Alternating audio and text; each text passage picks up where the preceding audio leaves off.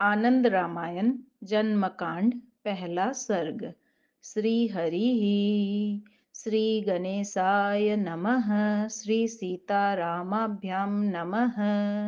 श्री राम जय जय राम। श्री राम जय जय राम। आइए प्रवेश करते हैं जन्मकांड के पहले सर्ग में। धात्री द्वारा सीता के गर्भवती होने का समाचार सुनकर श्री राम का विविध विधान देना। सीता का श्री राम के पास उपवन दर्शन की इच्छा का संदेश भेजना। उपवन की शोभा का वर्णन।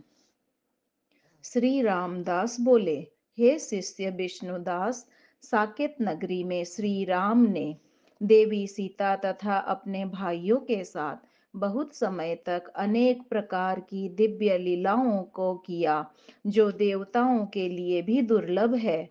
उन्हीं दिनों की बात है। एक दिन श्री राम ने धात्री के मुख से सुना कि श्री सीता जी गर्भवती है, तो वे अत्यंत प्रसन्न हुए और उन्होंने अनेक प्रकार के दान दिए। प्रसन्नता पूर्वक ब्राह्मणों को प्रत्येक दिन भोजन कराया और उन्होंने रत्नों आदि से निर्मित नए नए विविध अलंकारों तथा सुवर्ण के तारों से बने हुए दिव्य वस्त्रों को सीता को भेंट में दिया। वे वस्त्र हरे, पीले, लाल तथा विविध प्रकार की चित्रकारी से सुसज्जित थे। उन वस्त्रों को अत्यंत कुशल कारीगरों द्वारा बनवाया गया था। वे वस्त्र अत्यंत लंबे चौड़े तथा पुष्प के समान कोमल एवं हल्के थे। इस प्रकार श्री राम जी ने अत्यंत रमणीय तथा बहुमूल्य वस्त्राभूषणों को सीता को प्रसन्नता पूर्वक प्रदान किया। जब दूसरा मास उपस्थित हुआ, तो उसके दूसरे दिन श्री राम ने ब्राह्मणों को आदर पूर्वक बुलवाया और महर्षि वशिष्ठ जी ने विधि विधान पूर्वक बड़े ही समारोह से दिव्य उत्सवों के साथ आदर पूर्वक सीता जी का पुंसवन संस्कार संपन्न किया। उस उत्सव में उन्होंने राजर्षि जनक तथा महारानी सुमेधा को आमंत्रित किया। अपनी पुत्री सीता को गर्भवती जानकर जनक परम संतुष्ट हुए और उन्होंने सीता और राम की पूजा की। साथ ही उन्होंने अत्यंत प्रसन्नता पूर्वक विविध प्रकार के आभूषण, सुवर्ण के तंतुओं से निर्मित दिव्य वस्त्र सीता को प्रदान किए। राजर्षि जनक ने श्री राम को भी अनेक हाथी, ऊंट, रथ, घोड़े, सेवक, सेविकाएं, विविध पालकियां एवं वस्त्राभूषण बड़े ही आदर पूर्वक समर्पित किए। इस प्रकार से श्री राम एवं सीता को भली भांति सम्मानित करके और श्री राघव द्वारा स्वयं भी सम्मानित होने के पश्चात राजा जनक ने रानी सुमेधा के साथ अपनी पूरी मिथिला के लिए प्रस्थान किया। श्री राम सीता के साथ अत्यंत संतुष्ट मन होकर समय व्यतीत करने लगे। एक दिन की बात है। सीता ने धात्री के माध्यम से श्री राम के पास यह संदेश भिजवाया कि मेरी इच्छा है कि मैं आज आपके साथ साकेत नगरी के बाहर स्थित अत्यंत रमणीय उपवन में जाकर आनंद विहार करूं। धात्री के मुख से प्रिया सीता के इस प्रकार के संदेश को सुनकर श्री राम ने लक्ष्मण को बुलवाया और मुस्कुराते हुए मधुर एवं अत्यंत मंगलवाणी में लक्ष्मण से कहा, हे सुमित्रा पुत्र लक्ष्मण, सीता की अभिलाषा है कि वह मेरे साथ उपवन दर्शन करे। अतः मैंने तुम्हें इसी कारण बुलवाया है। बहुत अच्छा, ऐसा कहकर लक्ष्मण ने श्री राम की आज्ञा का पालन किया और शीघ्र ही सभा में जाकर सेवकों को बुलवाया। वे सेवक सिर में रंग बिरंगी पगड़ी बांधे हुए थे और हाथ में बेंत का दंड लिए हुए थे। लक्ष्मण ने अत्यंत प्रसन्न मुख होकर उनसे इस प्रकार की घोषणा करवाई। हे नगरवासियों, हे व्यापारी जनों तथा अन्य जो जो भी व्यवसायी जन है, वे सभी प्रसन्नता पूर्वक हमारी बातों को सुने। आज सीता जी श्री राम के साथ उद्यान दर्शन के लिए जाएंगी, अतः आप सभी को पहले ही वहां पहुंच जाना चाहिए। इस प्रकार की घोषणा करके वे सभी सैनिक लक्ष्मण जी के साथ पास वापस लौट आए। तदंतर सुमित्रा पुत्र लक्ष्मण ने पुनः दूत को आदरपूर्वक बुलाकर उन्हें आज्ञा देते हुए कहा, आप लोग उपवनों में चारों ओर वस्त्र से निर्मित चित्र विचित्र प्रकार के आवास स्थान तंबू आदि शीघ्र ही बना दे और उस सारी भूमि को भली प्रकार स्वच्छ एवं साफ सुथरा करा दे। वहां के सभी फव्वारे आदि जल यंत्रों को भली भांति सुव्यवस्थित कर दे। विविध प्रकार की मांगलिक वस्तुएं तथा बहुत से सुगंधित द्रव्य और अत्यंत महीन वस्त्र वहां स्थापित कर दे। इन सभी को तथा अन्य प्रकार की विविध सामग्री को भी आप लोग वहां आदर पूर्वक रख दें। वहां उपवन में स्थित सभी भवनों को विविध अलंकारों से सुसज्जित कर दे। दिव्य वस्त्रों के द्वारा जगह जगह तोरण द्वार बना दे और उन्हें मोती की लड़ियों से सुशोभित कर दे।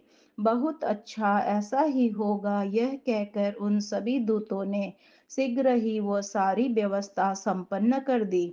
दूतों को इस प्रकार का निर्देश देकर लक्ष्मण श्री राम जी के पास गए और प्रणाम करके विनय पूर्वक सादर उनसे बोले, हे रघुनंदन, प्रस्थान करने का समय उपस्थित हो गया है। सभी तैयारियां पूर्ण हो चुकी है। हे विभो, क्या आपके लिए तथा सीता जी के लिए वाहन लाने की आज्ञा प्रदान करूं? सुमित्रा पुत्र लक्ष्मण के इस प्रकार के वचनों को सुनकर श्री राम जी सीता से कहने लगे, हे सीते, तुम्हारे मन में किस यान में चढ़कर जाने की इच्छा है, मुझे बताओ। श्री राम के वचनों को सुनकर सीता बोली, मेरी इच्छा पालकी में बैठकर जाने की है। श्री राम को भी शिविका में ही जाना अच्छा लगा। उनकी बातें सुनकर श्री लक्ष्मण जी ने दूतों के द्वारा शीघ्र ही 2 शिविकाएं मंगवाई। तदंतर श्री राम अत्यंत प्रसन्नता पूर्वक शिविका में विराजमान हुए। तदंतर सीता भी धीरे धीरे शिविका में आरूढ़ हुई। सीता पालकी में लटकी हुई मोती की झालरों को हटा हटा कर बार बार मार्ग के दृश्यों का अवलोकन करने लगी। इस प्रकार से सखियों द्वारा घिरी हुई वे अनेक प्रकार के कौतुकों का आनंद लेने लगी। श्री राम और सीता के साथ ही लक्ष्मण आदि अन्य सभी भाई तथा उनकी पत्नियां, सभी माताएं पृथक पृथक दिव्य पालकियों पर बैठकर चल पड़े। आगे आगे श्री राम आदि सभी भाइयों की, तदंतर उनके पीछे सभी माताओं की पालकियां जा रही थी। उनके पीछे सभी भाइयों की सीता, उर्मिला आदि पत्नियां पालकियों में चल रही थी। इन सभी के आगे गुरुवर महर्षि वशिष्ठ जी की पालकी चल रही थी। इस प्रकार वे सभी श्री राम का दर्शन करते हुए उपवन की ओर जा रहे थे। उस समय अनेक प्रकार के वाद्यों की ध्वनि हो रही थी। नर्तकियां नृत्य प्रस्तुत करते हुए चल रही थी। बंदीजन रघुनायक श्री राम तथा सीता का यशोगान करते हुए चल रहे थे। इस प्रकार के अनेक समारोहों के आनंद उत्सव के साथ सीता सहित श्री राम अत्यंत प्रसन्नता पूर्वक उपवन में पहुँचे। रघुनंदन श्री राम ने सीता के साथ वस्त्र से बने हुए एक बास गृह तंबू में प्रवेश किया। अन्य पूर्ववासी जन भी चारों ओर बने हुए वस्त्र गृहों में जाकर स्थित हो गए। उस उपवन में रसाल आम के वृक्ष लगे थे। वे वास्तव में रस के आलय ही थे। अशोक के वृक्ष सब प्रकार के शोक को दूर करने वाले थे। वह उपवन ताल, तमाल, हिमताल तथा साल के वृक्षों से चारों ओर से घिरा हुआ था। खपूर के वृक्षों से वह उपवन खपूर अर्थात स्वर्ग सा दिखाई पड़ता था। श्रीफलों बिल्लव के वृक्षों से श्रीफल के समान ही ऐश्वर्य संपन्न था। अगरु के वृक्षों से गुरु अत्यधिक गौरव संपन्न लग रहा था। कप कपित्थ कैत्य और के वृक्षों से कपियों के समान पिंगल वर्ण का दिखाई दे रहा था। लकुच वृक्षों से वह अत्यंत मनोरम दिखलाई पड़ता था। अमृत फल के समान अमृत वृक्षों केले के वृक्षों से वह अत्यंत सुशोभित था। सुंदर रंग वाले नारंगी के वृक्षों से वह उपवन रंग मंडप के समान शोभा पा रहा था। वानीर जंबीर तथा बीजपुर के फलों से लदे वृक्षों से वह भरा हुआ था। हवा द्वारा धीरे धीरे हिलाए जाते हुए केले के पत्तों को देखकर ऐसा लग रहा था मानो वे मार्ग में परिश्रांत पथिक को विश्राम करने के लिए अपने पास बुला रहे हो। दाड़िम के फटे हुए फल ऐसे प्रतीत हो रहे थे जैसे कोई प्रेमी अपने अंततः में विद्यमान अनुराग को प्रकट कर रहा हो। उस वन में माधवी लता वृक्षों से ऐसे सटी हुई थी मानो प्रिया प्रियतम का आलिंगन कर रही हो। अनंत फलों से समन्वित गुलर के खूब लंबे चौड़े वृक्ष ऐसे प्रतीत हो रहे थे मानो भगवान अनंत चारों ओर से करोड़ों ब्रह्मांडों को और आवृत किए हुए हो। कटहल वृक्ष के फल उस उपवन की नासिका के समान सुशोभित थे। पलास के वृक्ष उस उपवन के लिए तोते के समान नासिका वाले प्रतीत हो रहे थे। कदम्ब के कंटकित फलों को देखकर रोमांचित जनक का स्मरण हो आता था।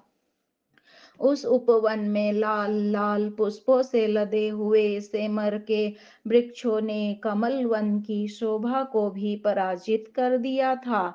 कहीं कहीं ऊंचे ऊंचे हिलते हुए केलों के पत्तों से, कहीं कहीं स्वर्णिम केतकी के पुष्पों से तथा कहीं कहीं नक्तमाल और कृतमाल के वृक्षों से वह वन सुशोभित हो रहा था।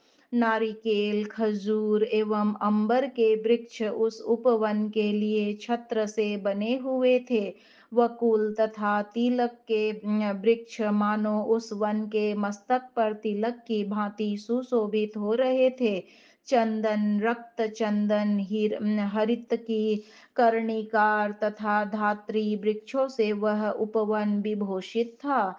मालती पुष्पों से वह वन सुशोभित हो रहा था जिन पर भ्रमण करते हुए भौरों की माला गुंजार कर रही थी। उस उपवन में सुख प्रदान करने वाली सुगंधित वायु प्रवाहित हो रही थी।